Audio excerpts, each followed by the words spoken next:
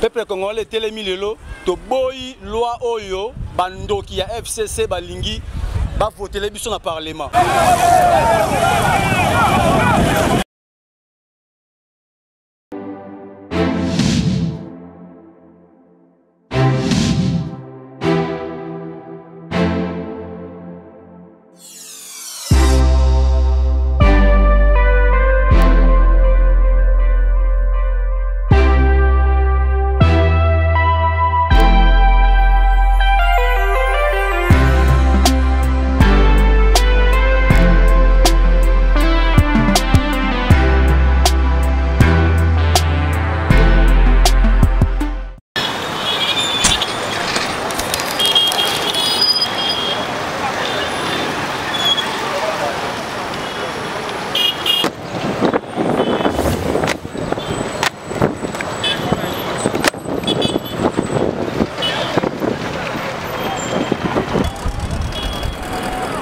Bonjour chers internautes, c'est bel et bien votre émission Tuki Ndengaka na Besana Kolova Bolinga mingi vraiment.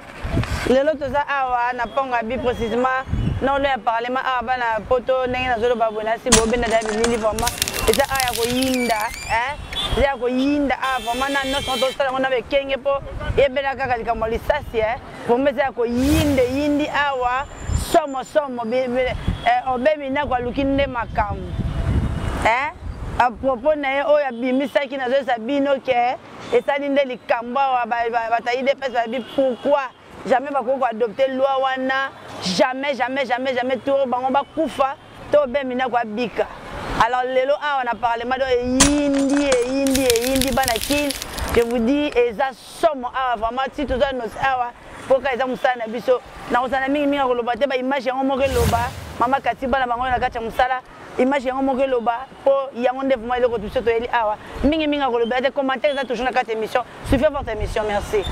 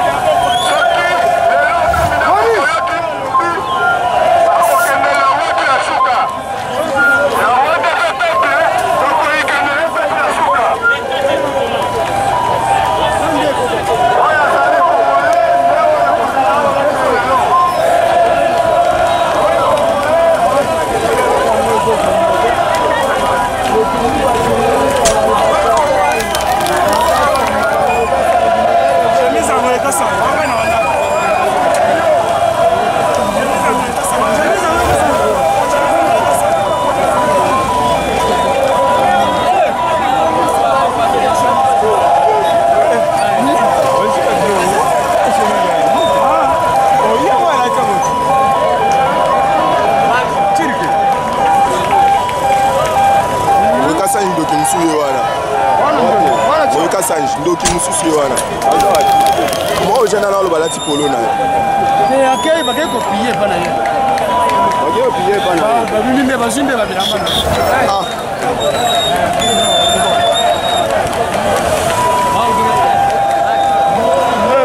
On a besoin ya lisu.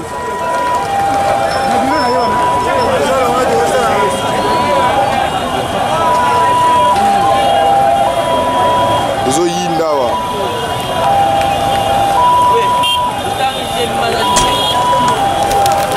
Masashi na kasa mamwe ba wewa.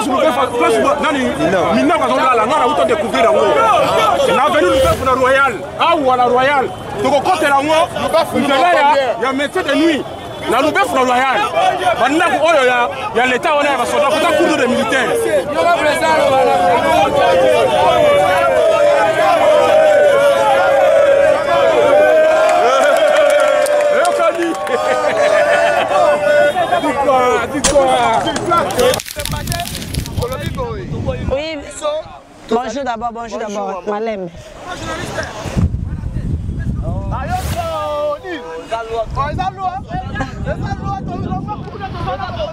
Vous avez demandé ma soin à thé?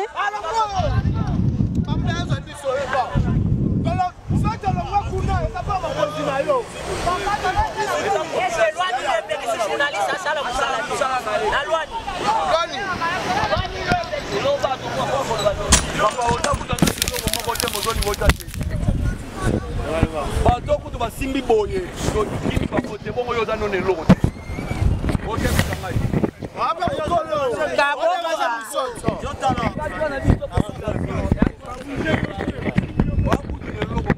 Oui, bonjour monsieur. Bonjour maman. Oui, tout le monde a bien mission à essayer de kangama vraiment donc il y a un problème ni ça.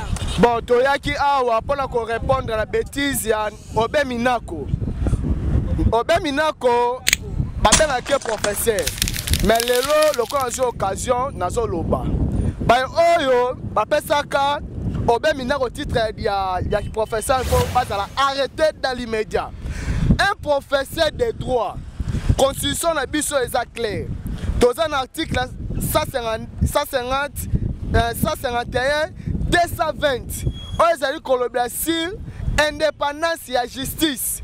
Oyo pe balobi bien article 220 balobi ke makambo oyo etali indépendance ya justice bakoki kotalela ngo révision ya constitution te.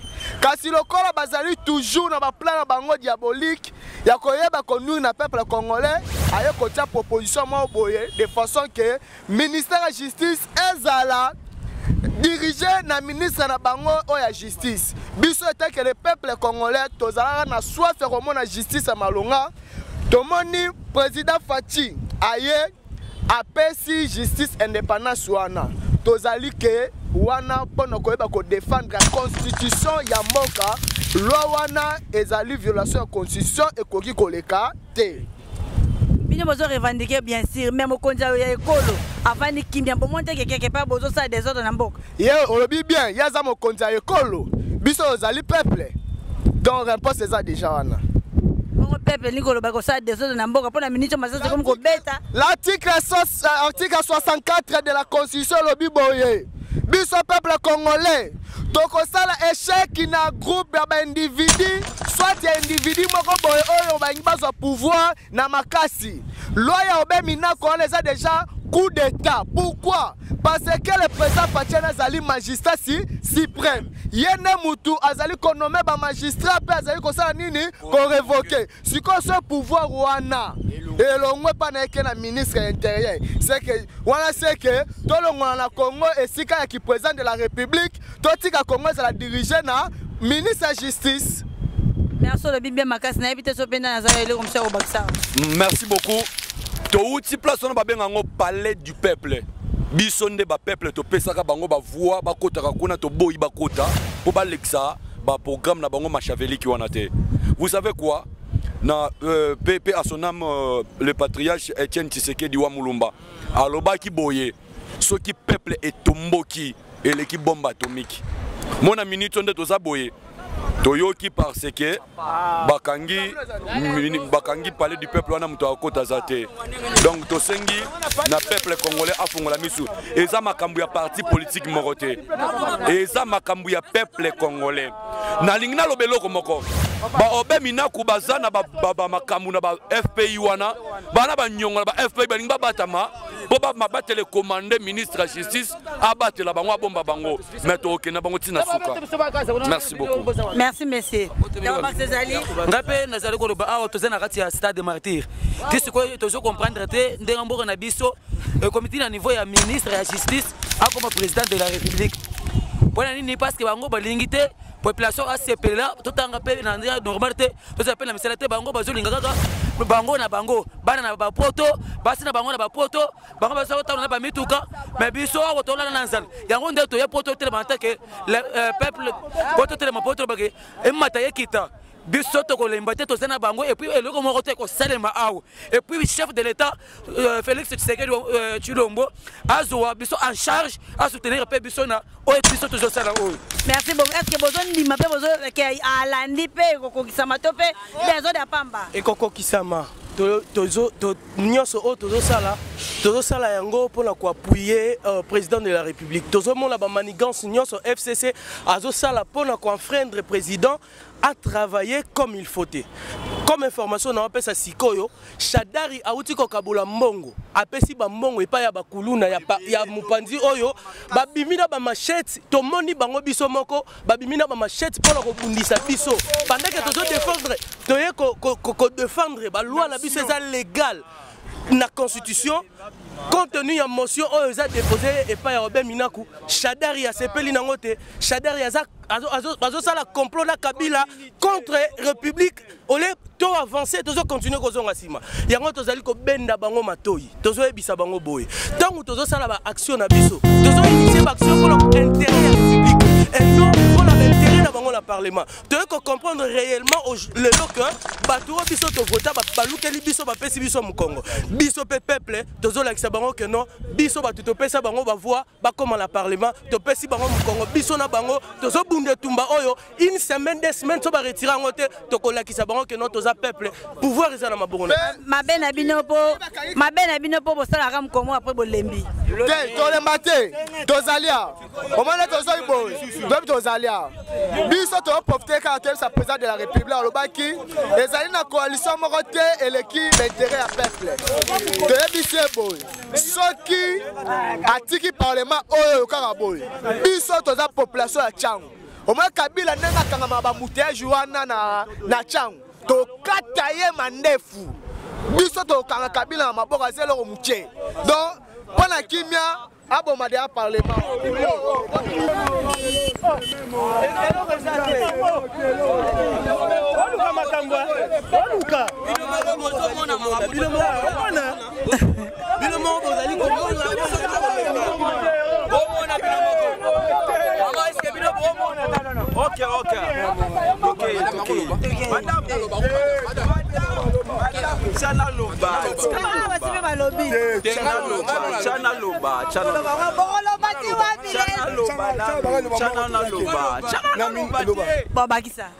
La minute au Congolais a un poste sur la nanité, tout ça en est mouton Yohan. Congolais a un mouton Félix a son mouton Yohan. Tout ça Félix a son mouton Yohan. Parce que tu as une opposition, tu as un pouvoir. La minute au pouvoir est toi qui pas noté. Et la Félix c'est ma baie, tu as c'est l'anzela. Tu as Félix a son mouton Yohan. Mais bien, tu comprends, il y a un habité. Dans ce cas, mouton Yohan. Merci vraiment, nous devons comprendre. Trop, c'est trop. De comprendre réellement que la coalition est allée sangaya, Pembe na Mwindo, est allée sangaya, Bosolo na Lukuta. Alors aujourd'hui, nous sommes peuple, nous sommes vota qui président, nous sommes vota qui bango, nous sommes télémi lisusu. Et mataye kita, lo wane kolekate. Si na ndenge ba ko retira ngo, et ndenge to kende botina dissolution ya coalition wana to lingi yango lisusu te, biso mutu to ndimaki po esali mabongo, biso mutu peto loli qui fait si là. Et tiens, tu sais que nous a légué un mot en disant que prenez-vous en charge. Que le président aime ou pas, c'est nous qui avons les droits de faire échouer toute personne qui va s'élever pour combattre le pouvoir et le peuple dans ma casse. Trop, c'est trop, nous allons faire dégager tous ces parcoutis, tous ces cons, tous ces troubadours politiques. Maintenant, nous avons compris, nous, la jeunesse, nous avons pris notre responsabilité en main. Nous allons faire face à ces gens ici. Peu importe ce qui va arriver, mais nous croyons qu'ils vont dégager. Oui, merci vraiment. Merci pour remarquer, c'est-à-dire quoi? Peuple congolais, c'est prendre en charge.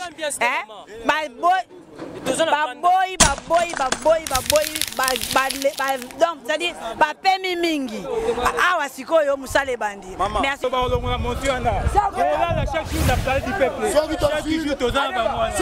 La police m'a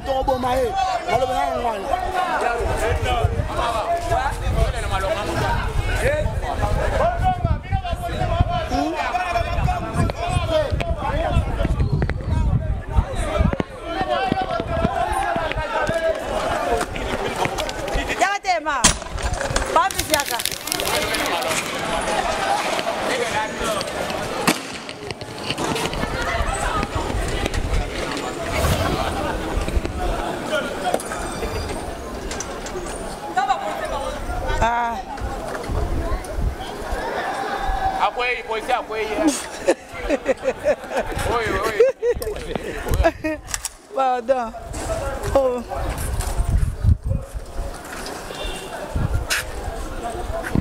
Bon, remarquez, la police n'a pas vraiment. On va faire ça. On va combattre. Passe à DC.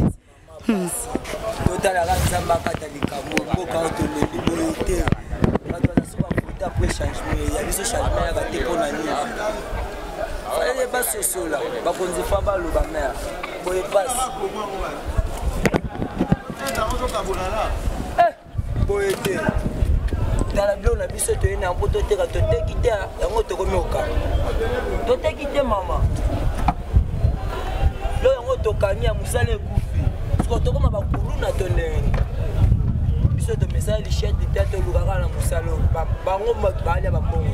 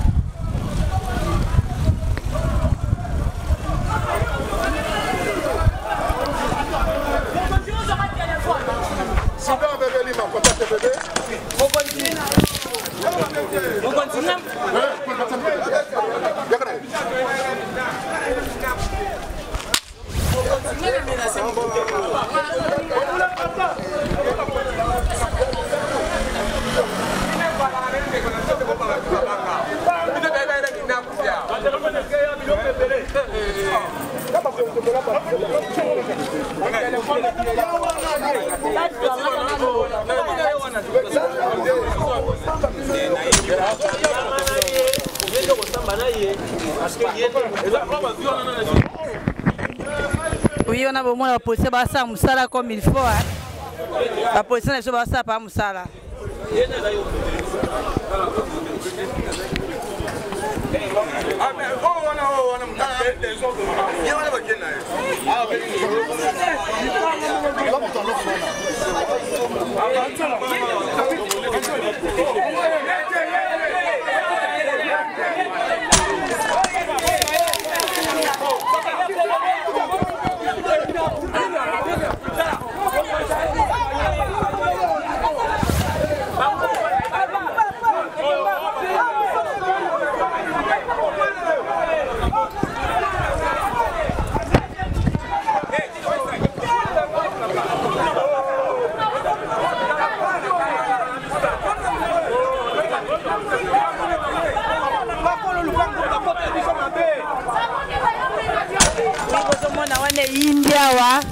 Et il m'a cassé.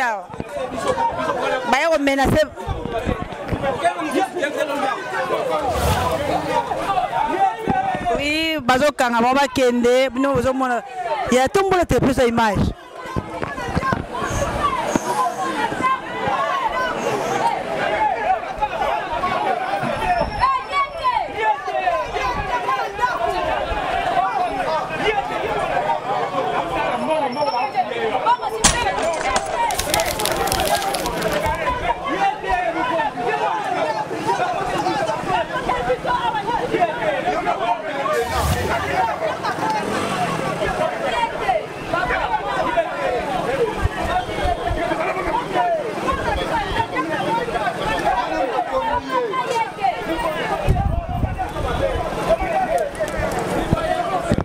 Oui, vous avez remarqué la police a indi vraiment babana o des ça va des ordres ndé babatema na lipango yango moni siko ndé ba eko kanga bon a basali confusion sandu mama ete ya solo banga lo ba bisone to abato tomba banani yekuta bombi yekuta innocence OK bon tu peux innocent écoute OK ah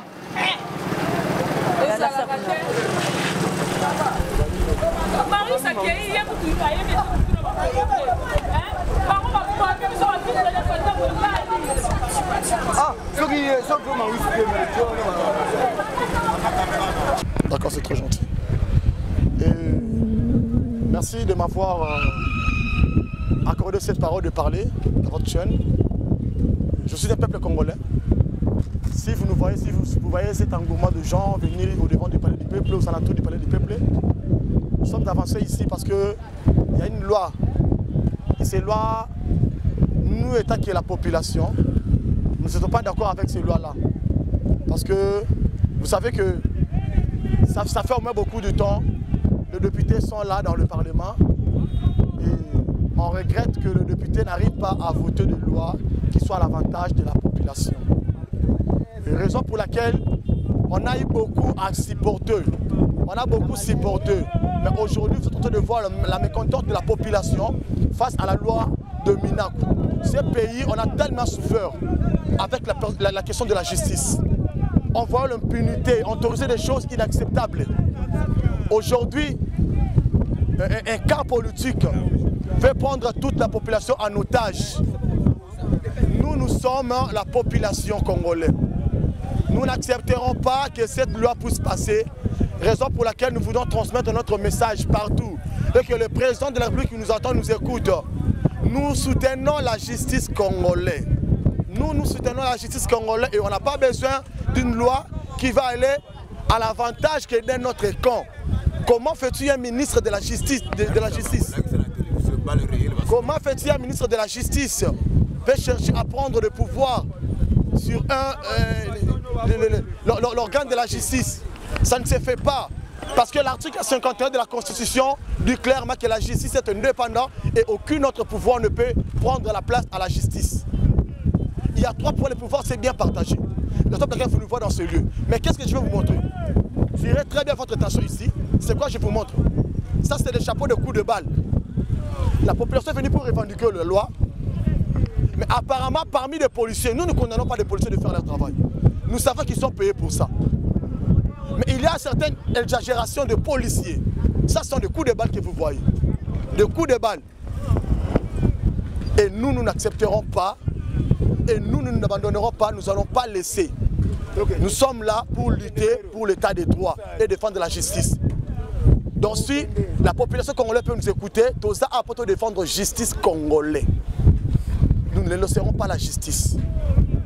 On était tous dessus lorsqu'on a vu beaucoup de députés de FCC. Mais par la grâce de Dieu, ils ont pris le Parlement. Mais Dieu nous a accordé cette grâce.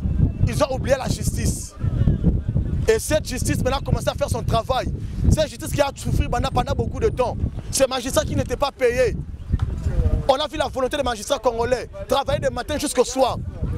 Mais un clan politique, un groupe va empêcher la justice congolaise. Et c'est ça un message que je vais lancer à l'opinion tout entière. État qui est un Congolais, État qui est un homme de Dieu que vous me voyez là que je suis. Nous Nazo bana peuple congolais. Oh, ils arrivent à eu des pestes des peuple congolais. Nganza eu des pestes, mais Naouta eu des pestes. Bitumbango ya instance na ezibi yango bien.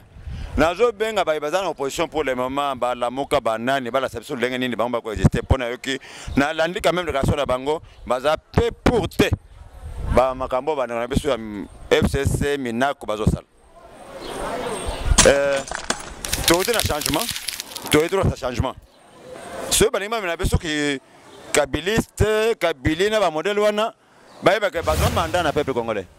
Parler du peuple Congo, il y a peuple congolais. Les gens qui ont peuple na biso. Ceux qui parlent de combo na biso, tous allés prêts. Quand ça que oh wana ya bisote, to lingi de boye. Yango toye ko exprimer mais contentement na biso parce que to lingi obuno salwana te et que ba répondre na poste na biso. Les gens qui ont de peste, les gens qui ont peuple congolais. Banda kala to ba que ceux qui master ozana mokonzi malamo ba chena se. Mais to ba que la justice et tout le monde tu bandit comment quand même que attends moi c'est un quoi tu aboto le bana ceux qui a seulement beba pas même comment mai muke mais mi beko la parce que ata ko bongo mi beko zande mi beko et okende ti na sike sengeli eza bolamu na ngai bolamu ya bana na bakoko ya Minaku na bakoko ya Minaku biso to bunda kala 38 ans tozana pouvoir. Et nous avons que pouvoir, moi, mboka te, naza sous peuple te plus que tous en pouvoir. Ce que simbité, na ko revendiquer badouananga, naza wati lobby. Merci. Bonjour papa, ngai na loba boy, biso to telemi le peuple congolais. peuple congolais telemi lelo to boyi loi oyo bandoki ya FCC balingi ba voter biso na parlement biso to ko souffrir te bango na bana bango ba yaka banlamu balata bana la basa bandumba na bango batambo na bango biso to boyi loi wana chaque fois ba ko annoncer que o ba ko kota parlement to ko ya to lembate to mesa na masasi to mesa na balacrimogène ba osuka na balwa na bandaku na bango biso to boyi yango pe ezala te to sengi na chef to bi pe bandaku na bango to ketina bandaku na bango biso to boyi balwa na bango buzo ba wana to sengi na chef de l'état aboya balwa wana alo ba population se bimi moya ba kenene ba voter balwa wana ezate merci la seconde ils ont été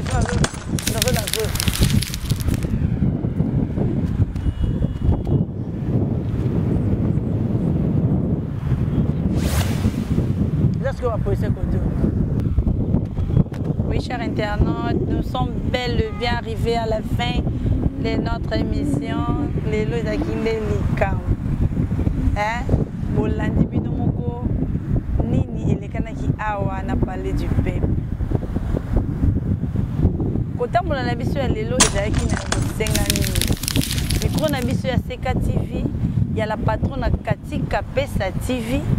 Et tambola ki lelo pona mobulu o ele ki lelo na mokolo ya le 24 juin 2020 kolandisa mobeko oyo obemina ko azali député mboko oyo abimisi na kolobaka ete makambo nyonso bosamba boloba bokende wapi etengelezo na makolo ya o azali ministre ya justice tango ekosalema bongo tina président kozala nini président koma na étiquette yango omoni bapepe batelemaki babi nani nyonso eza nde makambo eza na se nyonso eza nde makambo oyo koya eza bataka bila eza kaka bango bazoluka par tous les moyens badestabiliser pouvoir oyo eza en place ya président Tshisekedi wa Mulumba lokola bazovanda kimia peuple ezotala bango na misu bakanisaki peuple ezobanga nde lelo peuple elobaki non totelema kaka masolo yango ebanda kaka po soki totiki bango baadopte loi wana kokweya ya mokonzi ya ekolo yango wana emonani nde yango omoni ntina peuple na bi bapeple batelemaki bacombatant bautaki bacommune nyonso de la capitale baye kotonda na palais du peuple nayosa ezalaki nde likambo awa baye kotonda na awa balobi soki député moko ameki kokota na parlement lelo lokola bakotaka kuna bakenda mpe kosala eloko te bakenda nde koyoka bafond combien bambongo combien oyo babakisela bango mbongo combien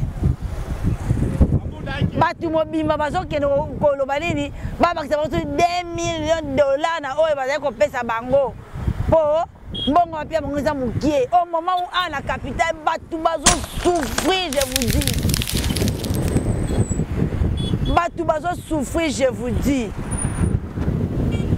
mais ole bakende kokota bato bazokufa mikolo na mokolo na bakorona na bango soki mpe ya solo bango nde bakoyeba bato pepe vie sociale ya pasi pepe congolais ti lelo arezonaka nini eloko akolia na ntongo ti lelo pepe congolais arezonaka kaka ntongo yango ete na kobanda wapi ti lelo ole bango bakende korezoneke ndenge nini esengeli tosala parlement oyo eza ndako oyo ya résolution normalement eza bisika oyo badepute oyo peuple votaka ntango bakotaka kuna eza mpo barésoudre baproblème ya peuple bakotaka kuna mpona bafamille na bango te oyo tozomona na kati ya RDC bakotaka kuna mpo bavote baloi oyo ezali kopesa peuple avantage nsima ya peuple kozwa avantage nde bango mpe bakobika na nsima mais ezali oyo biso tozomona lelo te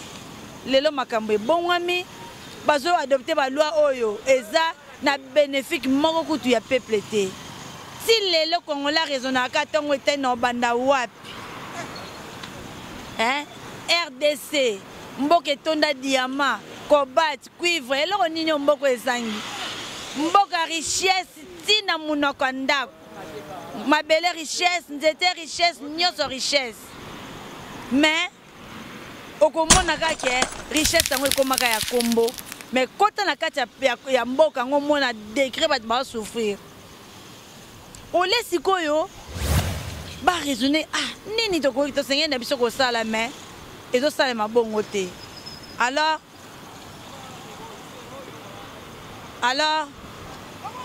ekozala pasi makasi pona ndenge nini oyo mboka na biso makambo ezotambola tala lelo oyo tolamuki na ntongo awa makambo ndenge na ndenge tolamuki na ntongo awa obeminako apa bimisi dossier na ye oyo esali panike makasi na RDC esali panike makasi na minute no sabine bozomona ndenge nini ba policier bazotambola pona pourquoi est-ce que ba combattant ba revendiquer biso toza presse tolobelaka bino te pe tolakisaka bino lokola eza te pe bilili ndenge nini mboka ezokende kasi le reste etikalaka na bango moko basoi-disant badepute ya mboka oyo o bango moko so baseme trouble les populations seme trouble bango moko so bazoluka ke peuple songa na batango mobutu